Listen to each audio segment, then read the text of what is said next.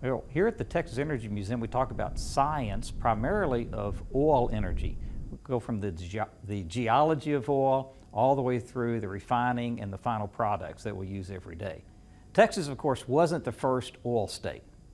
Oil was first found in the United States in 1859 up in Titusville, Pennsylvania.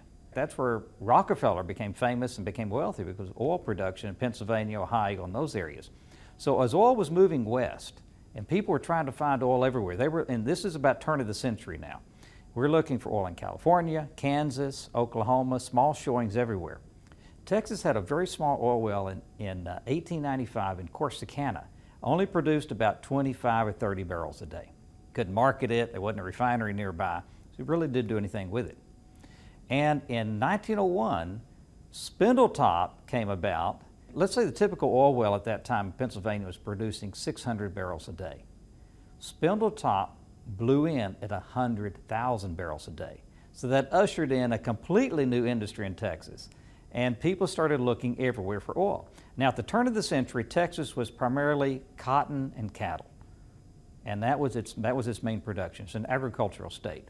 So almost overnight, Texas was transformed into an industrialized economy based on oil. In the early part of the United States history of oil well drilling, it was pretty much used with a cable tool rig. And in this particular equipment, what you're doing is you're taking a very heavy steel bit, and then it's picking it up and dropping it over and over, just like if you were on the back end of you had a post on the end of a seesaw, and you're just kind of rocking it up and down. And as the driller he's controlling the drop or the rate of which that cable and that bit is dropped into the ground. They're only picking up the bit maybe 3 or 4 inches at a time, then dropping it again. This is a fairly lightweight equipment, and it wasn't heavy enough to drill Spindletop in 1901, and they brought in heavier equipment, which we call the rotary rig. And the rotary rig became fairly more common in Texas after 1901 because it was heavier and able to take the Spindletop production. The culture and folklore of the oil industry is rampant, with stories of the different types of people who worked on the rig. The early cable tool guys considered themselves experts at drilling. There was a high degree of technology, and it took a lot of experience in drilling with the cable tool rig. These guys were coming into Texas from other parts of the country. They had gotten their start in Pennsylvania and Ohio and Illinois, and they came in and they were very proud of the techniques and the experience that they had. The rotary drilling actually took less education to really work on those types of rigs. And these two groups of people, if one oil field was using a cable tool rig and another, in the same oil field they had some the folks that were working rotary drilling, they didn't want to talk to each other. It was an antagonism between the two, and hostilities would occur. Rotary drilling is what's used today exclusively throughout the world, even offshore drilling and anything like that. Oil viscosity, well, oil first of all has several characteristics right when it comes down to the ground. It can have different colors, it can have different thicknesses, which is viscosity. And in this particular exhibit, we can see viscosity of oil kind of reflected. At first you're looking at different colors. You can see there's a thinness to a thickness. And what I'm going to do right now is they're going to rotate this wheel, and we should be able to capture the flow, which indicates the viscosity. Now, what makes the difference when oil is priced, when you say, oh, the spot price of oil is $90 or $100, is based upon what they call an intermediate oil, or West Texas Intermediate, which is a very nice grade of oil. So oil, as it's sold, is sold at different prices based upon a number of characteristics, one of which is its viscosity, other considers how much sulfur it has in it or other impurities. Now, very thick oil is going to be harder to refine. That's one of the issues today when it's talking about getting the oil out of Canada and these oil sands. It's a very thick oil that's embedded in loose sand instead of rock. And it's a much thicker oil, and it's tougher to produce, it's tougher to refine.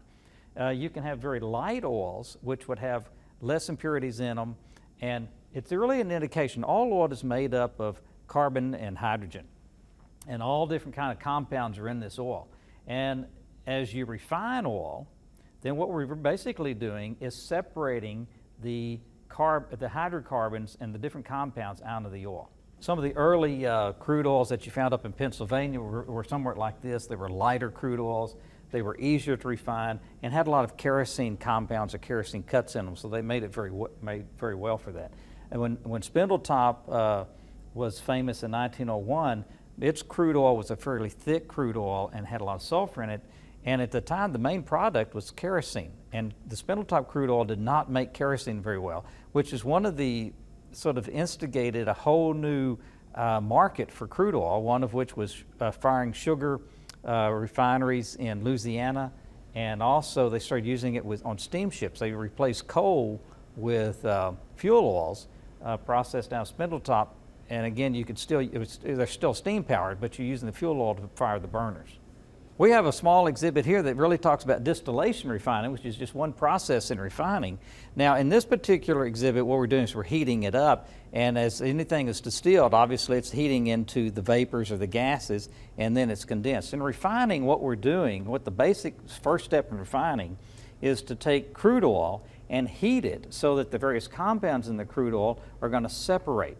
And they separate in what we might think of right now in terms of products, from heavy asphalts at the bottom to diesels and fuel oils up to kerosenes and gasoline, and then up to lighter gases. And as these gases condense or cool down, then they can be pulled off, and that's where you get your various products. Well, one of the things that's always inherent in dealing with oil is the environment. And we've had some disasters. Obviously, the BP oil disaster and spill in the Gulf was a disaster that should not have happened. And the industry as a whole, going back hundreds of years, we have to look at an industry that's evolved quite a bit. In the early days, there were no environmental regulations at all. When you drilled a well, oil just went everywhere. So obviously, we've come a long way since then. So it comes into a combination of public concern, governmental action, and the industry themselves. And I think all those things come together. Today, I think you see a lot more of the companies, and the companies that we deal with every day are very concerned about the environment. I think there are issues today. We think of issues when we talk about the fracking jobs and some of the shale formations and what that's doing to the aquifers underneath. I think the public is concerned, and I think the industry is concerned. So I think we see a lot of things working together now. It's all a balance. You might say the easy oil to find and get out of the ground has been found and has gotten out of the ground. We have drilled for it and we have produced it. The oil that's still there, and again, we think we have huge reserves still available to us, but it's deeper, it's in harder formations to get out, and so the big issues coming up, the biggest things you're going to see are increases in technology and finding ways to safely and people's personnel safety as well as environmental safety to get this oil out of the ground in a cost-effective manner. But the technology is going to do that for us.